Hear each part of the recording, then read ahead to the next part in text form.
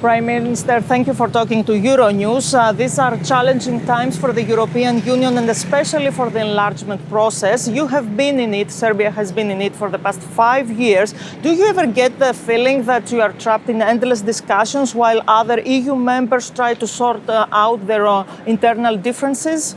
We try to be positive and optimistic, and the reforms that we are implementing in Serbia on our EU accession path, we are implementing it primarily because of ourselves, our citizens and our businesses, and we try to look at things through those lenses. But I have to say that the process is often very painful, and it is often very frustrating and depends on the internal EU challenges, which is understandable, but I guess that sometimes you need a more clear message about enlargement, whether enlargement is really on the agenda or is it something that we need to wait for another decade or so. Meanwhile, you are strengthening your ties with other powers like Russia. Last week, you signed a free trade agreement with a Russian-led Euro-Asian Economic Union, and you are conducting joint military drills with Russia. These moves raise eyebrows in Brussels. What do you answer? I would say that what we are doing is focusing on the reforms in Serbia and the special economic reforms. What's important for us is that we continue reducing our unemployment, which is currently at 10%. It used to be a couple of years ago above 25%, that we continue increasing the standard of living in Serbia. And what's important for us is to have partnerships all over the world in order to continue doing that. In that respect, I also would view the free trade agreement that we have signed only last Friday with Euro-Asia Economic Union in Moscow.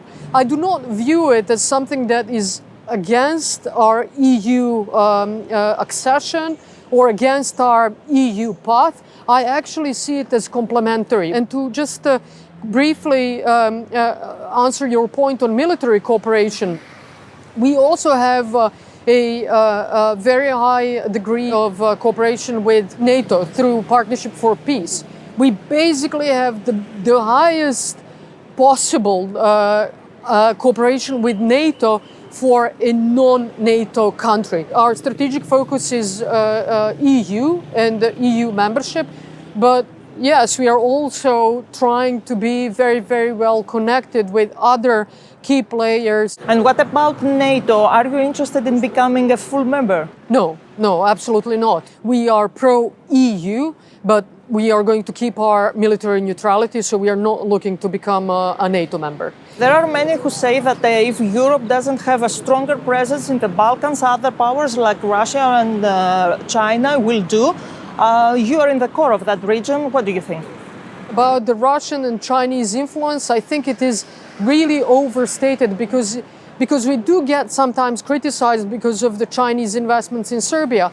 But if you look at the facts, you will see that 90% of all Chinese investments in Europe are in the Western Europe.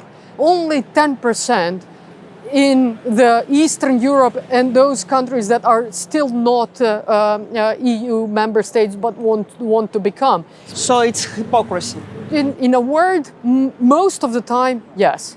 The latest EU summit refused to give a date to North Macedonia and Albania for starting accession talks. Do you think this will have a negative effect for these countries and for the wider region? Absolutely, without any doubt. I think that will have a direct effect on the regional stability. In absence of starting negotiations with the EU, those countries would be, I think, incentivized to show that this can destabilize the region. And it's a small region. Whatever happens in the region, it affects my country as well. I don't think that EU will ever let any one of us go much ahead of the rest.